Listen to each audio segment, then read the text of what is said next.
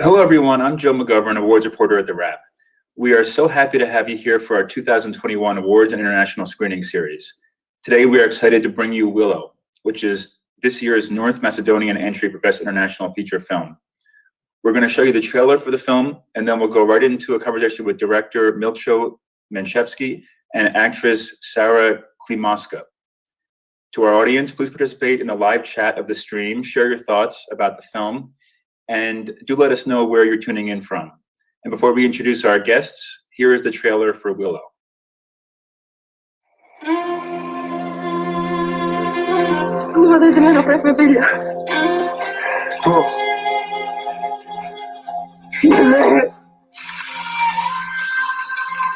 Умееш ли ти да сакаш? Овие се твоите нови мама и тато. Kako ti da rodiš?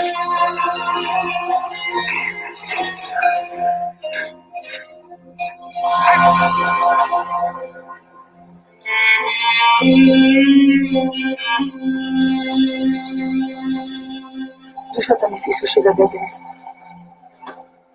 Погрешавам kada ne го покажеш.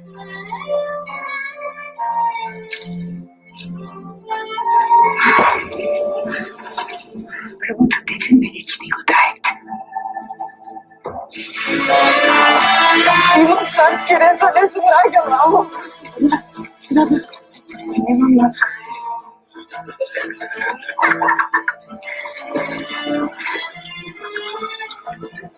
Всичко се влади. Сега си по-точно.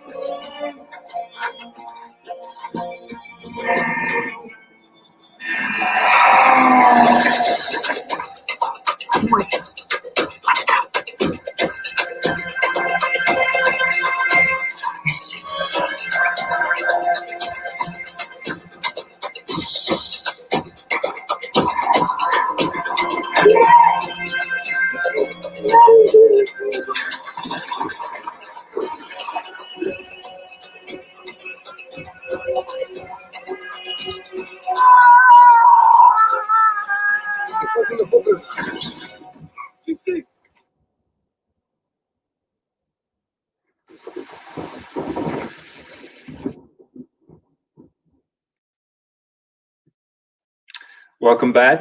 It is my pleasure to introduce director Milcho Manchevski and actress Sara Klimoska. Hello, guys. Hello there. Hello. Hi. Thank you for having us. Thank you for being here. Tell us where you're both coming from right now. I'm in New York. And I'm in Skopje in Macedonia. Oh, wonderful. Well, it's nice that your film actually did premiere at festivals about a little more than a year ago, back when there were real life in-person film festivals. So you got to have that experience, but we're very happy to have you here now virtually to talk about this remarkable film. Milcho, I was looking back through your credits. You did 10 years ago make a film called Mothers, Right. which could have been the title of this film in a way, but and we'll talk about the title later. But where did this idea first come from? This story about sort of trust and love and women as it relates to childbearing.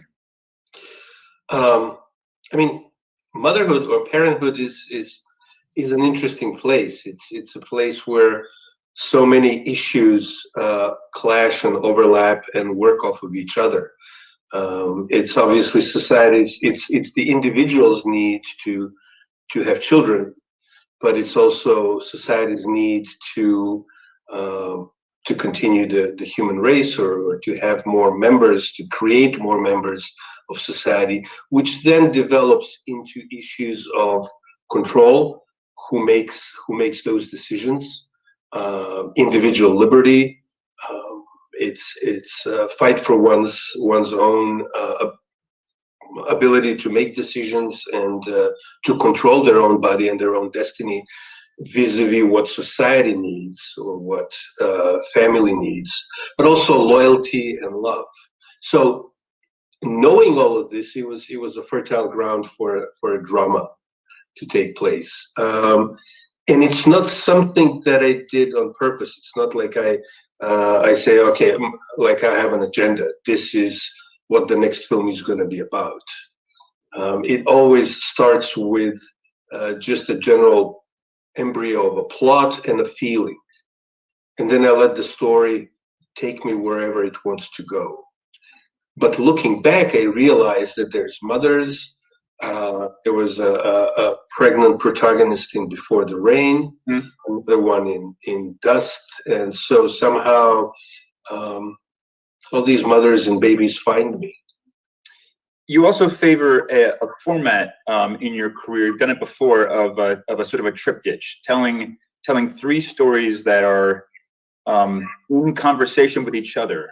And in this case, the film begins with the story that Sara is the star of in medieval times. I don't know how long, maybe a couple hundred years ago. Yeah, we decided it's probably the 16th century, but things didn't look different and life was not very different, even if it were the 10th century, say in the Macedonian mountains. So for technical reasons, we decided to make it 16th century, but for all practical reasons, it could have been any time in medieval times. Right, it's not specified. And then the stories number 2 and 3 are both set in contemporary Macedonia. So, but because Sara is here with us and she's the star of this extraordinary first segment, which is about a half hour long, I'd like to ask Sara, did you have access to the full scope of the project when Milcho came to you with this offer? Well, in the beginning, it was everything very challenging for me. Even Milcho asking me to be part of this movie was kind of surreal and crazy, and I really loved the script. So I don't know, even it was even more challenging to be part of these medieval times, which are very in its historical part, which is not very often in Macedonia, put it in a movie. No one actually did it until now. So I had no references whatsoever. So we did a lot of research about it. We had also a professor, ethnologist, who was telling us many informations about the time. We read a lot of historical, anthropological parts that we did, but also we read a lot of text and poems and the songs, which for me was the most helpful, because kind of gave me the feeling or the atmosphere of that time. So in order to do it as much as authentic and accurate. Can you talk about the actual filming of it with your other actors? I had the opportunity to be for the first time on film with my colleague from my faculty days. We were in the same class and we got the lead, both of us, in the first part. So that made me it was a safer place with both of us because we already knew each other. We already worked. We were on stage before, so that helped me a lot.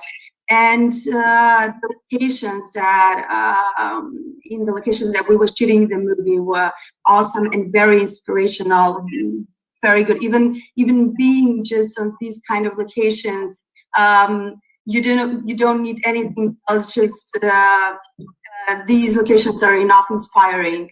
And I also I have to mention the costumes that were very authentic, original, taking part of original costumes from Macedonian traditional clothes. And the crew, that was international crew, and I have to admit that everybody were really working hard to make this movie and really believed in it. So at the end, I think that this resulted with the movie that we did. In that first segment, there is a sense of folklore Partly because the young couple that you're a part of goes in the beginning of the film to visit an old woman with a wish that they could have a child and sort of a bargain that is with her. Can you both? We saw her in the trailer just now. Can you both talk about Radka? That performance. I mean, it's so scary, but it's so genuine. I feel like they just where did they find this woman? And actually, she's quite a legend as an actress. Can you talk about working with her or casting her, Milcho? Go ahead, Sarah. I'll go second. I had amazing experience with Radka. We've seen Radka before in other movies, so they're kind of working together constantly. This is not the first time. So when Milcho told me that, Mother, isn't she in Mother? She's in Mothers, and she's also in Dust, right? She's in one scene in Dust, and she's in Shadows as well. So in Shadows, this is the first time I work with her. So I was very happy to work with her because I know her from before, and I mean, that woman is just very inspirational. She's now, of course, old, and we had to be very careful with everything. She's done an amazing job being on under heavy rain and not even complaining about it. So it was all in all amazing experience with her. Do you want to add to that, Milcho? Well, yeah, I mean, Radka is fantastic. She's a retired stage actress, and she's not as old as she looks. Well, it seems like there's some makeup effects. It looks like a little bit, not much. I mean, she just has this fantastic, expressive, wrinkled face, and underneath, she's very modern and very. Very unlike most of the characters she's played in my films, but yeah, and I remember on Mothers how she had this like long monologue, and she would just do it without stopping. We didn't need a second take. She was one of the few people that one of the few actors. Where I knew who was going to play that part before the film. Otherwise, we just went through a long casting process. I would encourage everyone who's watching to do what I did and go look her up on Google. Rada Radmanovic. Yeah, Radka Radmanovic. Yeah. To see that you're right. She's very modern looking. She doesn't. I mean, it's this character, and she has a really foul mouth in the film, which are quite amusing and also pretty menacing. It really and realistic. It's funny how you would find the most out there things in real life. So it's as they say, truth is more interesting than fiction sometimes. There's a line in Mothers, I keep coming back to it for some reason. In a line in Mothers where the character that Radka plays, when they ask her about girls and virginity when she was young, and what was the custom and what was the expectation in society, in the community. She goes, "Oh, child, there's no end to dick." And this is a line that was actually recorded in the field, that an actual grandmother gave to the anthropologists when they were recording. So a lot of what you see in Willow also comes from our research, from folklore, from the way somebody in her position would speak, which is unexpected, and that's our prejudice. Right, exactly. That we're the ones who invented vulgarity or colorful language. Right. Yeah. So sticking to the first segment, Milcho and Sarah, tell us about working with your cinematographer, with Tamas Dobos. Tamás Dobos. Yeah, he's a young Hungarian DP. He's done a lot of photography as well as film work. And I saw some of his Hungarian films. There was a tiny Hungarian film. I forgot even the name. That was beautiful. It's like it's very subtle, and it's both very classical in the way it looks, in its beauty, and contemporary, which is something that I'm drawn to. So then it was all very, very fast, because we needed to do a couple days, 3 days, a 3-day shoot in the summer to catch the harvest. Right. Before then breaking and shooting the rest of the film several months later. So we had to make a quick decision. Tamás came to Macedonia. We bought a field and kept the wheat there for a little bit longer than was expected. It would have been harvested, right. and we shot, and it was beautiful. I mean, he's a real master with light, obviously, and it's the way it is when you work with somebody for the first time, and then there's an issue of language and all of that. It like puts you on your tiptoes, and at the same time that gives you more creative energy. So it was good. It was great. Yeah. Well, for me, what I can say completely objectively is that the photography is one of my favorite parts in the movie, because I think that really Tamás did amazing job there. He was very adaptable on situations that he had to do, because in the same time we were filming in quite problematic destinations and locations that were mountains and rivers and stuff. So he was trying to find a solution for everything and to make a perfect shot.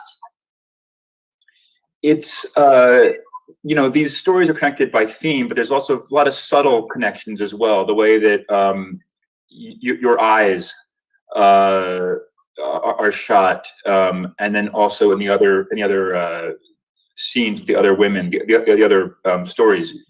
But Sara, did how much access did you have to the two other pieces in this film, in order to maybe give yourself some insight to the overall picture?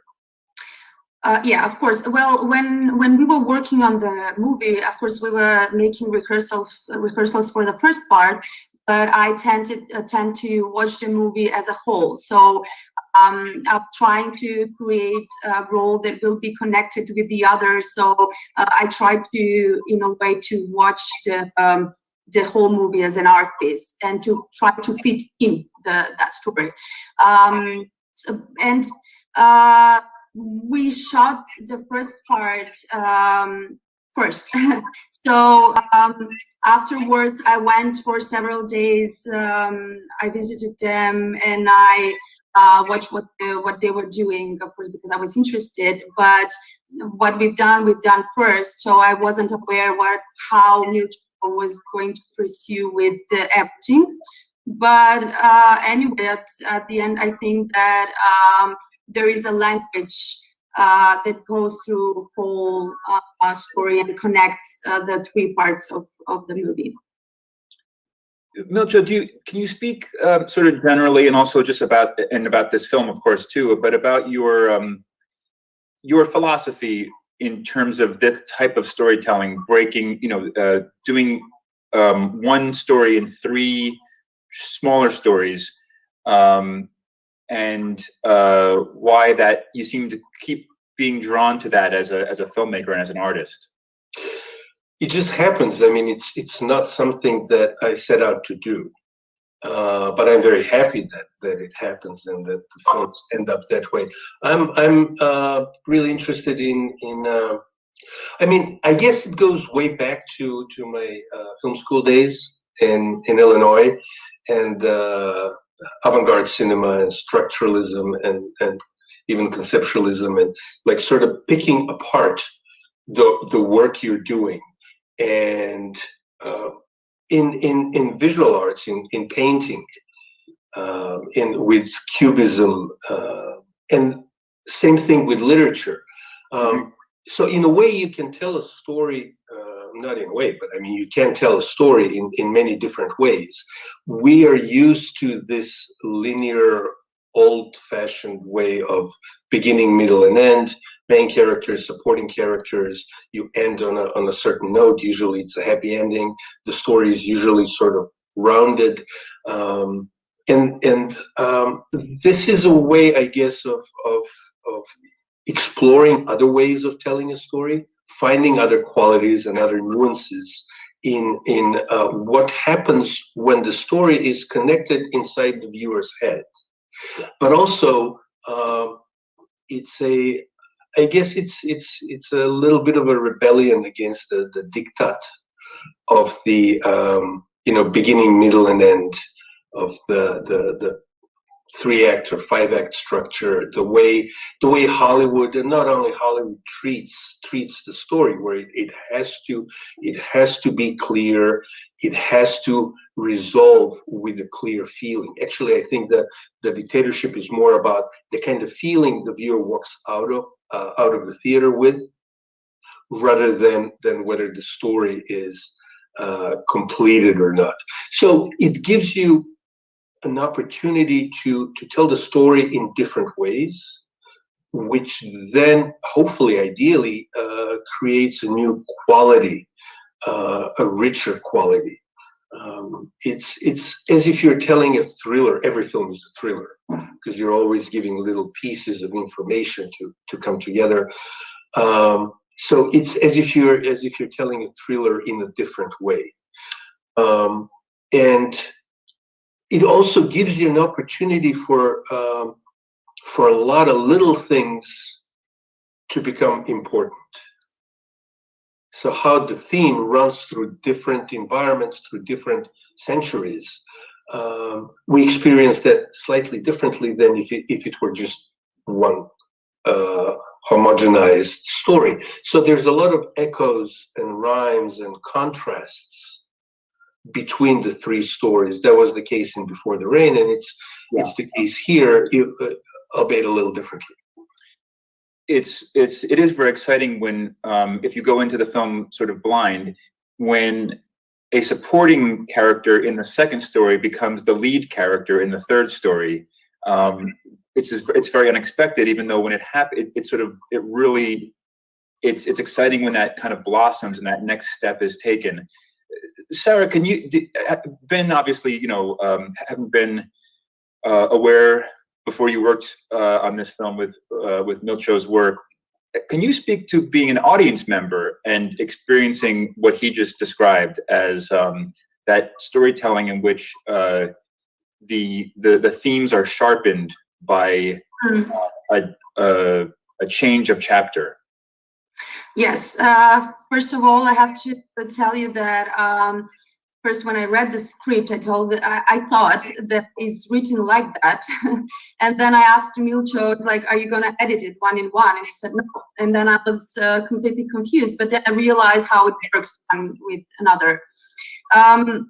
I can tell you that in a way of format, this kind of film works for me, but what the audience is experiencing, I think, is mostly connected with the story, because it's beautifully told. Because what I experienced when we had premiered for the first time on Rome Film Festival, I saw the audience just clapping and not being able to take a breath.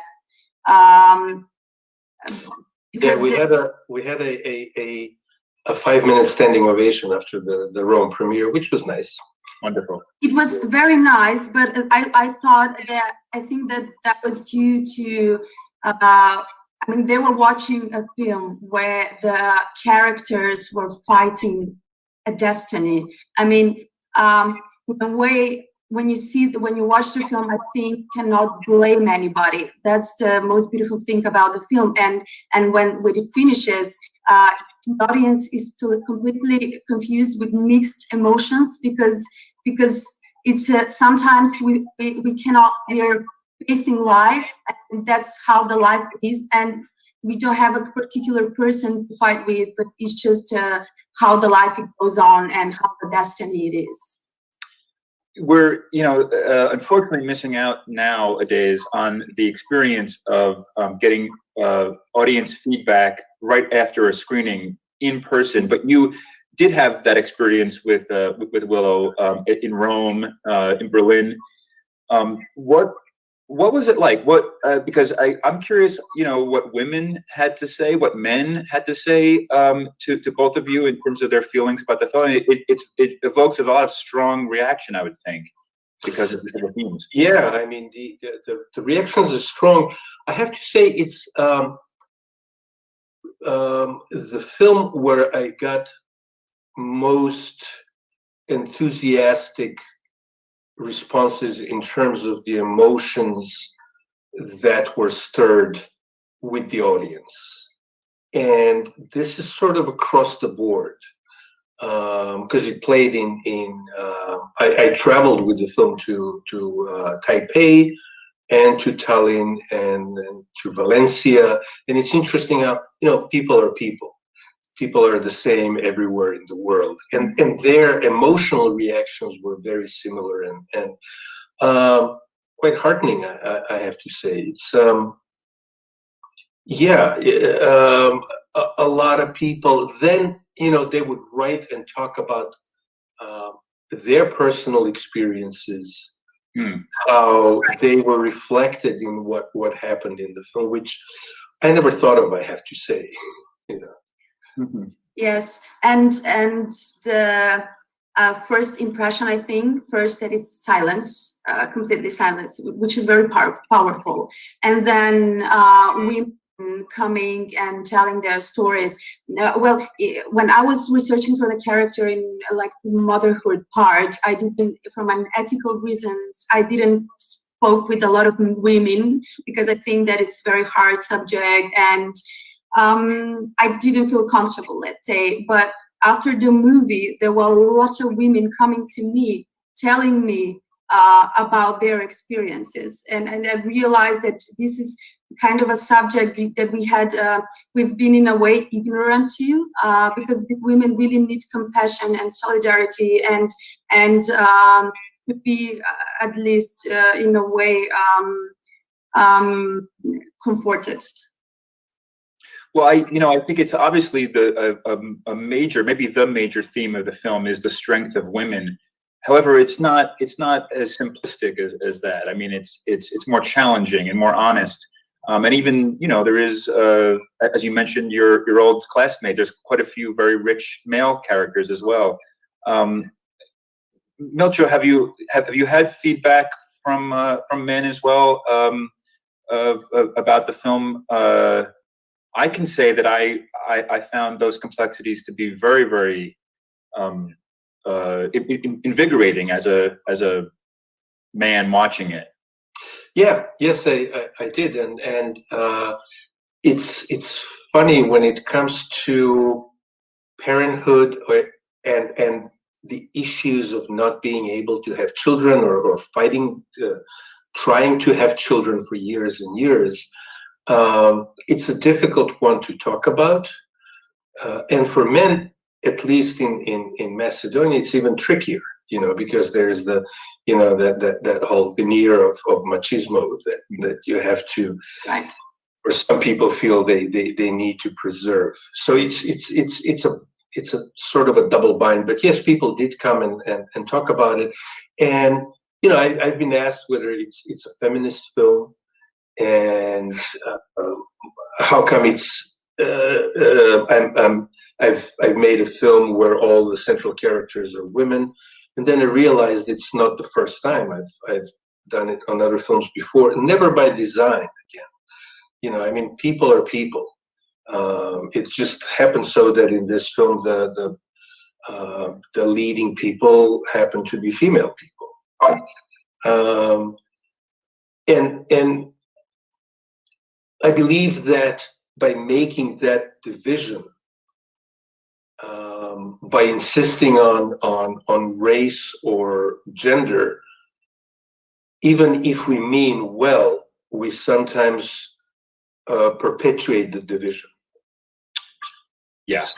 So I believe that, I mean, we need to talk about people, we need to talk about characters, we need to talk about human emotions and suffering and ideas, rather than labeling people, which is something that is happening both in society and in film lately. The men in Sarah's segment and the middle segment are these large, dark beard, very very burly men. But the male character who leaves the most lasting impression is a little boy, a little blonde-haired boy. Tell us about casting that character. For those who have seen the film, they'll know that a little boy is the focus of the third story. Yeah. I mean, first it was writing the character, where I wanted to find the right nuance, where I don't want to give away too much, but he's very quiet, and they're concerned whether he's autistic or not, and ultimately decided that doesn't really matter. I mean, a child is there to be loved. So I did a lot of research with people who work with children, with orphaned children, with autistic children, etc., to find the right nuance for what the character is in the film. And then, the casting, the casting was tough. I mean, it's really tough working with children, and we saw a lot of kids, and it was just that Kira was so much better than everybody else. It wasn't even a question. It's a tough part because he doesn't talk until the end. But then you need to see things. You cannot just march through the scenes and do the was it the Pudovkin experiment, where the audience tries to project things on his face? No, I mean, there needs to be performance underneath the surface and underneath the silence. So yeah, we saw a lot of children.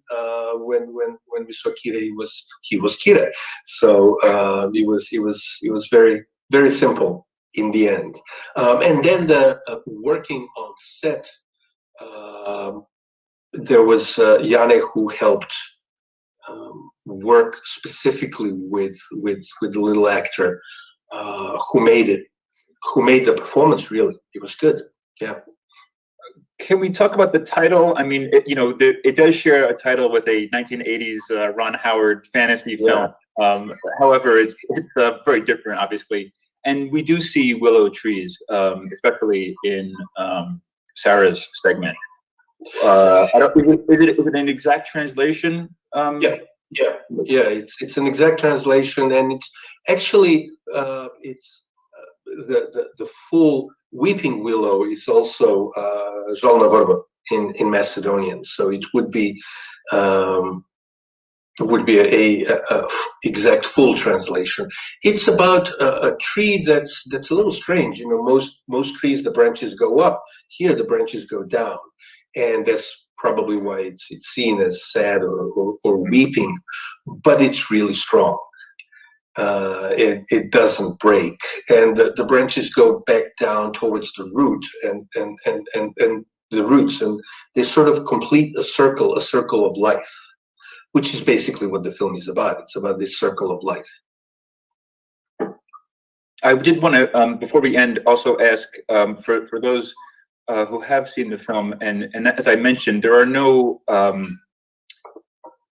real obvious connections. However, are there little Easter eggs in terms? I thought that do two characters share a name in the first segment and in the third?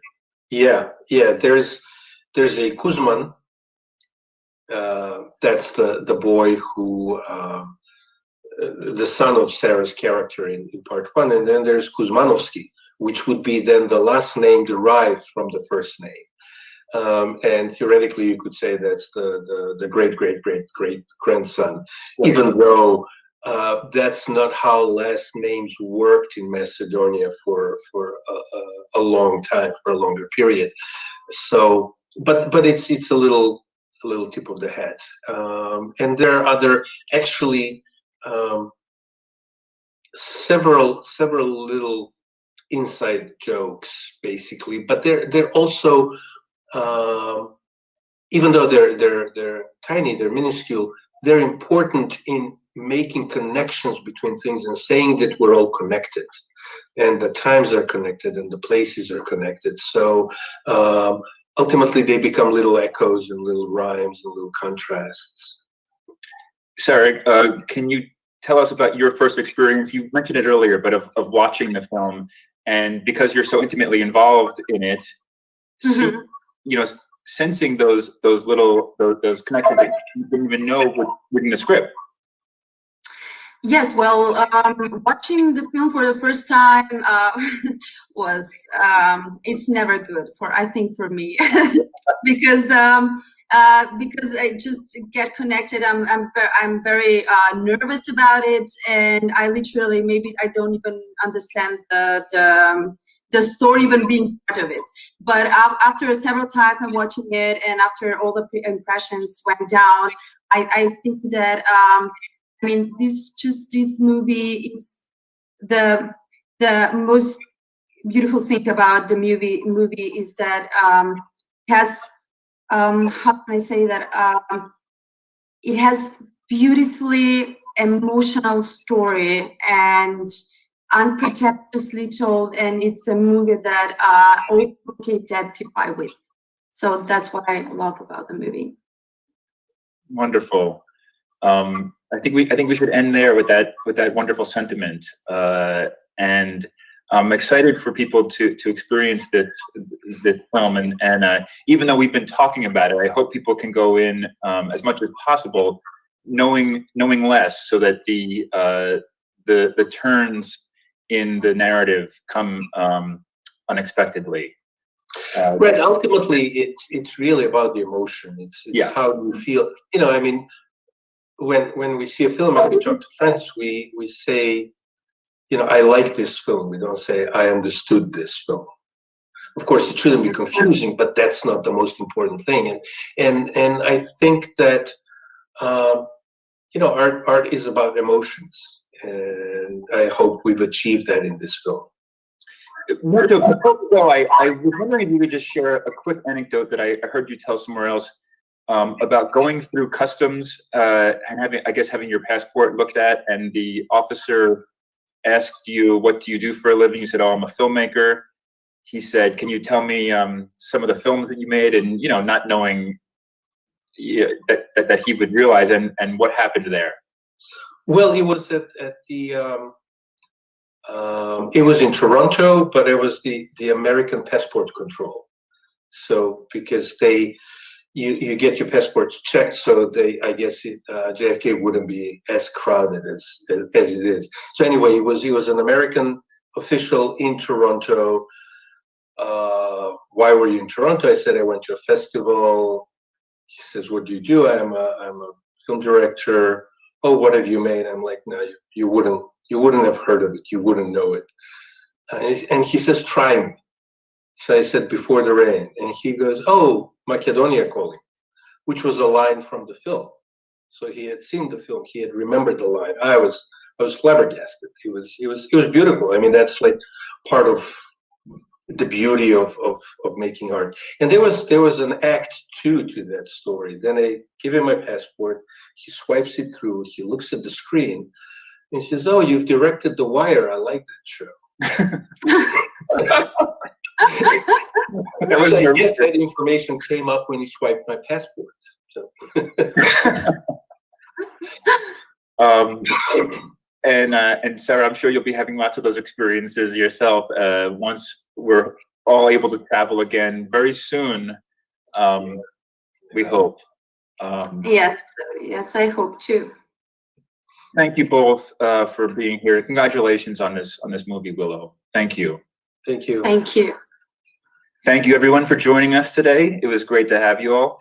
Be sure to take advantage of our free trial to Wrap Pro and be the first to know about upcoming Wrap screenings and events. You can also check back on our screening page, screenings.thewrap.com. Thank you.